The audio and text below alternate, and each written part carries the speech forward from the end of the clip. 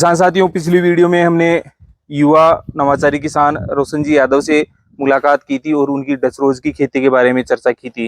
रोशन जी ने हमें बहुत ही उम्दा और अच्छी जानकारी दी थी कि किस प्रकार से किसान साथी कैसी मिट्टी और पानी में डच रोज की खेती कर सकते हैं। आज हम फिर से मिलेंगे रोशन जी से और जानेंगे कि जो किसान साथी डच रोज की खेती करना चाह रहे हैं, डच रोज उन्होंने अपने पोली हाउस में इम्प्लांट कर दिया, उसके बाद उसकी केयरिंग कैसे करनी है। क्योंकि खेत में फसल को लगाने तक का सफर तो हर कोई किसान तय कर लेता है, पर जो समस्या आती है वो आती है प्रोडक्शन लेने की, उसकी मार्केटिंग की, उसकी देखभाल की। अगर ढंग से उसकी देखभाल नहीं हुई, उसमें फर्टिगेशन नहीं हुआ, रोगों पर नियंत्रण नहीं हुआ, तो जो किसान का खर्चा है, मेहनत है, पूरी बेकार चली जाती है।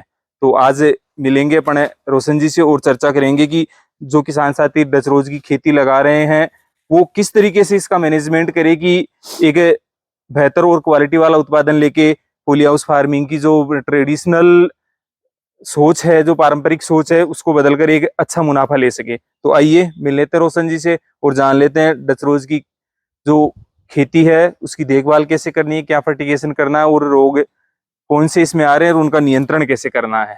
आइए रोशन जी, राधे राधे। राधे राधे। और कैसे हो, क्या चल रहा है? बस बढ़िया। रोशन जी, आपने पिछली बार हमारे किसान साथियों को डच रोज की खेती के बारे में बताया था कि कैसी मिट्टी, पानी और टेम्परेचर में किसान साथी इसको लगा सकते हैं। और राजस्थान का क्लाइमेट तो आपने बताया था कि एक टेम्परेचर को छोड़कर सारी चीजें सुटेबल है। तो आपने खेत में पोली हाउस में डच रोज लगाने का तो सारा सिस्टम बता दिया था कि किसान साथी किस प्रकार से लगाए।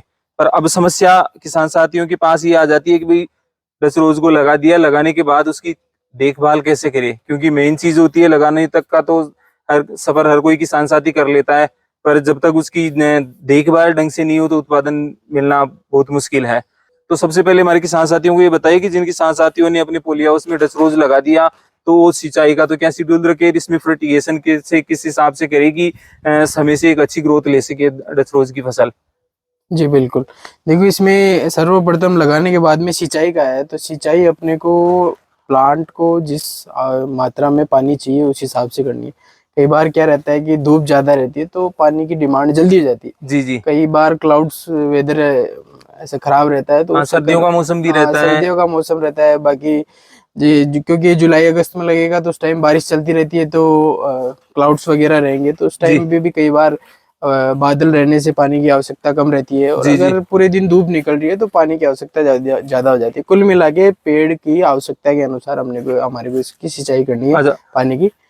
अच्छा, जैसे आप कह रहे हैं सिंचाई की, तो सिंचाई के लिए मैं देख रहा हूँ आपने पोली हाउस में जैसे बेड बनाए हैं, बेड में ड्रिप इरिगेशन भी रखा हुआ है और आपका मिनी फव्वारे का जो सेटअप है वो भी लगा हुआ है। तो दोनों से आप सिंचाई करते हैं या दोनों अलग अलग काम आते हैं? अलग अलग काम है दोनों का, दोनों सिंचाई के लिए नहीं है। सिंचाई के लिए मेनली जो ड्रिप लगाई है हमने वही काम में आती है। अच्छा, ये मिनी स्प्रिंकलर लगाई, ये कई हद तक क्लाइमेट जो टेम्परेचर ऊपर जा रहा है उसको कम करने के लिए हमने इसको लगाया। इनसे भी कुछ पानी मिल जाता है प्लांट को। जी जी। लेकिन जो मेन जो सिंचाई जो का स्रोत है, जो इसका एरिया है नम रहता है, खुश्क सूखा नहीं रहता, तो पौधे को ग्रोथ करने में काफी सहायता मिलती है। अच्छा, ये हो गया सिंचाई का काम हो गया कि पौधे की रिक्वायरमेंट के हिसाब से अपने को 2 दिन में 3 दिन में अपने को डालना है। और अगर टेम्परेचर ज्यादा है, पौधे मुरझा रहे हैं, तो अपने मिनी फव्वारे से पानी चला के इसके टेम्परेचर को कंट्रोल कर सकते हैं। अच्छा, इसमें खाद की रिक्वायरमेंट क्या रहती है और किस समय कौन सी खाद किसान साथी दे? देखिए, इसमें खाद की रिक्वायरमेंट जो किसी भी प्लांट को रहती है 16 तत्व की, वो इसी को रहती है जी। स्टार्टिंग के अंदर अपने को एनपीके पे जोड़ देना है, उसके बाद में सेकेंडरी एलिमेंट। कितने दिनों तक किसान साथी इसमें एनपीके डाले? ये रेगुलर चलता रहता है एनपीके। ऐसा नहीं कि भाई अपने को अब तक एनपीके डालना है उसके बाद में वो, ये रेगुलर एक बैलेंस मात्रा में चलता रहता है।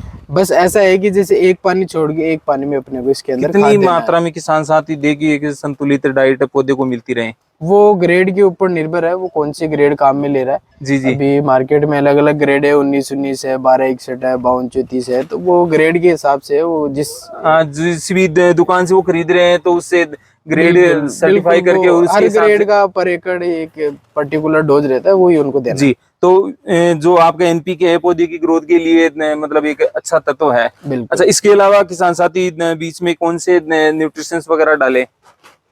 इसके अलावा तो इसके अंदर माइक्रो न्यूट्रिएंट की ज्यादा जरूरत है जी जी। और कैल्शियम, मैग्नीशियम, सल्फर जो सेकेंडरी एलिमेंट है उनकी भी ज्यादा जरूरत है। सल्फर का स्प्रे मेन रहता है इसके अंदर। अच्छा, स्प्रे करना पड़ता है सल्फर का? हाँ, जी। वो क्या रहता है, एक तो ये सल्फर की मात्रा पूरी होती है इस स्प्रे से, और एक पाउडर मिल्ड्यू और माइट का अटैक रहता है इसके अंदर। अच्छा वो दोनों ही सल्फर से कंट्रोल होता है। अच्छा, सल्फर से कंट्रोल हो जाते हैं। तो किसान साथी इस चीज का ध्यान दे। रोशन जी का कहना है कि एक तो जो आप बताते हैं पाउडर मिल्ड्यू पाउडरी मिल्ड्यू और और एक एक मकड़ी जो आपकी होती है, उसका प्रकोप ज्यादा रहता है और वो पत्तों को खत्म कर देता है।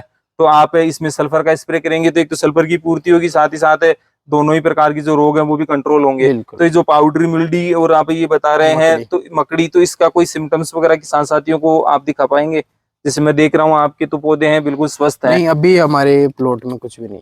तो उसमें क्या परिस्थितियां होती है? पाउडर मिल्ड्यू में तो पत्ते के ऊपर फंगस लगती है जो पाउडर पाउडर सा हो जाता है, जिसे अच्छा, छाछा बोलते हैं। छाछा रोग बोलते हैं। हाँ, और अच्छा, मकड़ी होती है वो पत्ते के नीचे चलती है, जिसे आसानी से लेंस से पीला वगैरह हो जाता है, मतलब पुराने रीति जो हरापन होता है वो हाँ खत्म हो जाता है हाँ धीरे धीरे। बिल्कुल, जो मकड़ी रहती है उसका क्लोरोफिल कंटेंट पूरा सक कर लेती है तो पत्ता सूख जाता है। जी। तो इसके अलावा भी इसमें किसी अन्य प्रकार के रोगों की है क्या?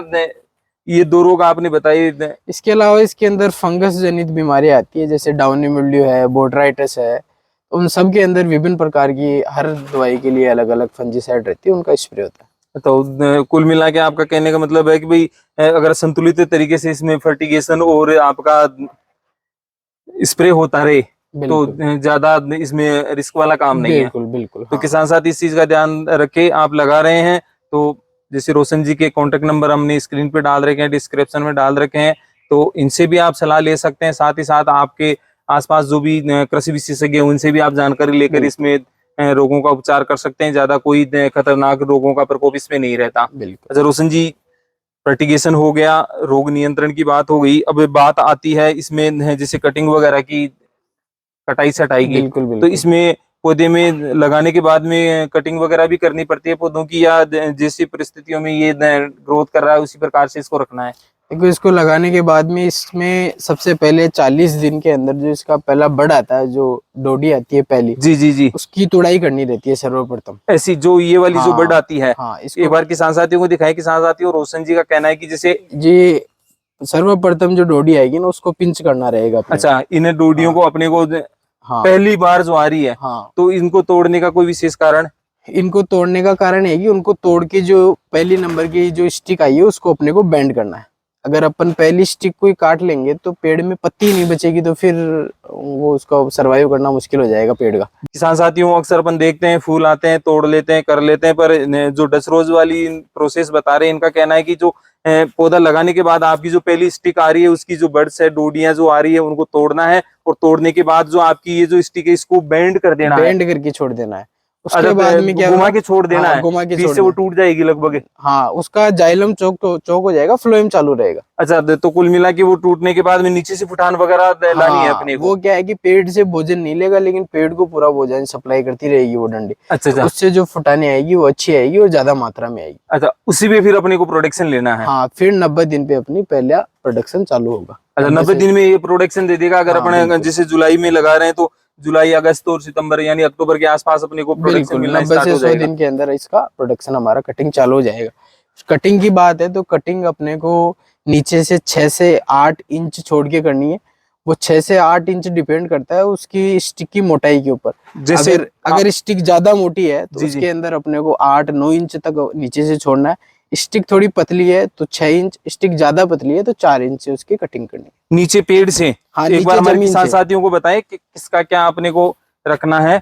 जैसे आपका ये देखिए, ये स्टिक एक बार छोटी, हमारे किसान साथियों को दिखाएं। जैसे आपका ये फ्लोर आ रखा है, फूल आ रखा है, अब इसकी कटिंग कहाँ से किसान साथी करें, क्या स्थिति अभी रहेगी ये इसकी? मीडियम साइज की स्टिक है तो इसकी 6 इंच पे करेंगे, इसकी अच्छा यहाँ से कटिंग होगी। अच्छा, नीचे से 6 इंच रख के हाँ ऊपर के सारे हिस्से को अपने को जो आपका बिल्कुल फूल है उसके साथ में तोड़ लेना है। बिल्कुल तो इसकी स्टिक की लंबाई के आधार पर भी इसकी रेट कोई ऊपर नीचे होती है क्या? बिल्कुल बिल्कुल, इसकी स्टिक की लंबाई के आधार पर ही रेट मिलती है। जितनी लंबी स्टिक होगी उतनी ज्यादा रेट मिलती है। अच्छा अच्छा अच्छा। तो कुल मिला के अगर आपका पौधा अच्छा ग्रोथ कर रहा है, स्टिक अच्छी आ रही है, तो आपको भाव भी अच्छे मिलने वाले हैं। बिल्कुल। अच्छा रोशन जी, जैसे तुड़ाई है, इसका तुड़ाई का क्या सिस्टम रहता है? हार्वेस्टिंग कितने समय में आप करते हैं? हर अल्टरनेट डे हार्वेस्टिंग होती है इसकी। यानी जो भी आपका फूल है तैयार हो गया उसकी कटिंग करके आप मार्केट में बेच बिल्कुल देते हैं? बिल्कुल। अच्छा, मार्केट में भेजने का क्या शेड्यूल रहेगा इसमें? जैसे आपकी स्टिक आपने काटी है उसको ऐसे कैसे भेज रहे हैं, या इसमें जैसे कांटे हैं पत्तियां उनको भी कुछ हटाने का हाँ, प्रोसेस इसमें जो रहता है? नीचे की पत्ती और कांटे रहते हैं 4 से 5 इंच के, वो हटाने पड़ते हैं। उसके बाद में इसका 20 फ्लोर का एक बंच बनता है, अच्छा वो बंच बन के पैक होके फिर जाता है। अच्छा। तो जैसे यहाँ अपने बात करें, जैसे जयपुर में आप अपने निवास कर रहे हैं, तो जयपुर में इसका मार्केट कहाँ है? किसान साथी अगर बेचना चाहे तो कहाँ ले जा सकते हैं? जयपुर में देखिए हमारे फूल मंडी है, हाँ, तो वहाँ पे इसका अच्छी खपत है और वहाँ पे ले जा सकते हैं। अच्छा अच्छा। उसके अलावा एक खाटू श्याम जी भी इसका अच्छा सेल है। निश्चित तौर पर इनका जो इनोवेशन है वो अन्य किसानों को भी अच्छी प्रेरणा देगा, और आप भी अगर पॉली हाउस फार्मिंग कर रहे हैं तो इस इनोवेशन को अपनाए।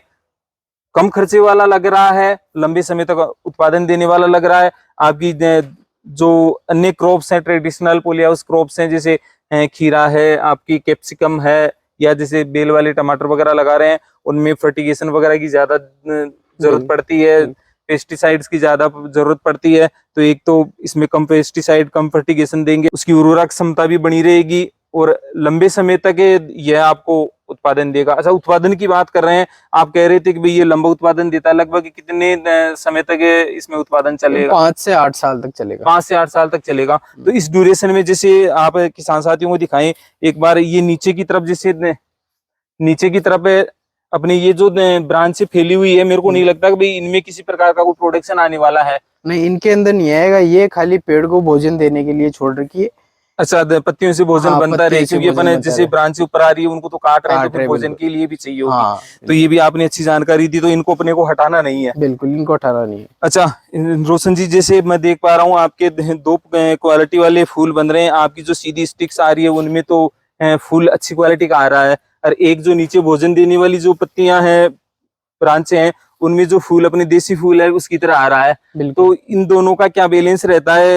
एक ही भाव जाते हैं या इनको अलग अलग तरीके से आप नहीं, मार्केट इनको में वो सेल तो करते हैं? स्टिक से ही जाता है, इनके खाली फूल ही अच्छा, कटोर। केवल हाँ, फूल जो अपने मार्केट में जो देसी फूल आता है हाँ, गुलाब का, उसकी तरह आप सेल करते हैं। बिल्कुल तो ये भी एक अच्छी बात है भाई, इसमें आने वाला हर प्रोडक्शन आपको बिल्कुल। हाँ, पैसा दे रहा है। अच्छा रोशन जी, जैसे आप मार्च से इसका प्रोडक्शन ले रहे हैं, तो हमारे किसान साथियों को ये बताइए कि लगभग एवरेज अगर अपन निकालें तो मार्च से अब तक आपने जो भी फूल बेचे हैं, फ्लोर सेल किए हैं, तो एवरेज लगभग कितना क्या इसमें उत्पादन बैठ गया होगा?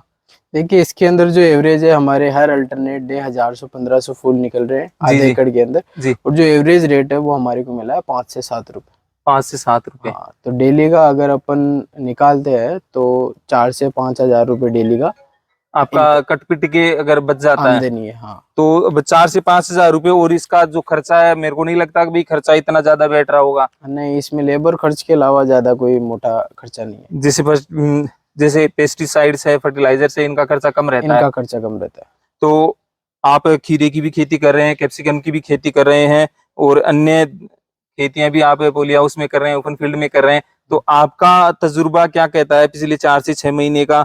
क्या अन्य किसानों को भी पॉली हाउस में इस प्रकार की खेती करनी चाहिए?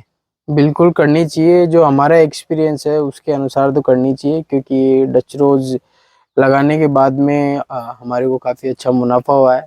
ये फसल भी हमारे को आसान लगी है, इसमें ज़्यादा किसी प्रकार के कीटनाशक या दवाई देने की भी ज़रूरत नहीं है। तो इसका मैनेजमेंट कुल मिला के अच्छा है, मतलब इतना टिपिकल नहीं है, और इसमें आमदनी भी अच्छी है।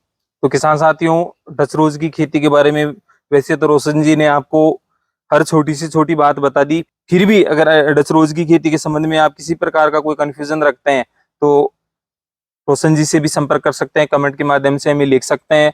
आप हमारी यूट्यूब चैनल खेती तकनीक को सब्सक्राइब करके जुड़े रहें, क्योंकि हमें रोशन जी जैसे युवा नवाचारी किसानों से, अनुभवी किसानों से लगातार आपकी मुलाकात करवाते रहते हैं, लगातार उनके नवाचारों को हम आप तक पहुंचाते रहते हैं, ताकि खेती बाड़ी में आप किसी भी प्रकार का अगर नवाचार कर रहे हैं तो आपको एक अच्छा और बेहतरीन आइडिया मिल सके, और आप एक खेती से अच्छा मुनाफा कमा सके। तो आज के लिए बस इतना ही, फिर मिलेंगे खेती बाड़ी से संबंधित विभिन्न प्रकार के नवाचारों को लेकर, जो आपकी खेती बाड़ी को एक नवाचार तो देगा ही देगा, साथ ही साथ आपको खेती बाड़ी को एक बिजनेस के बतौर विकसित करने में आपकी सहायता करेगा। तब तक के लिए सभी किसान साथियों को राम राम, जय हिंद, जय भारत।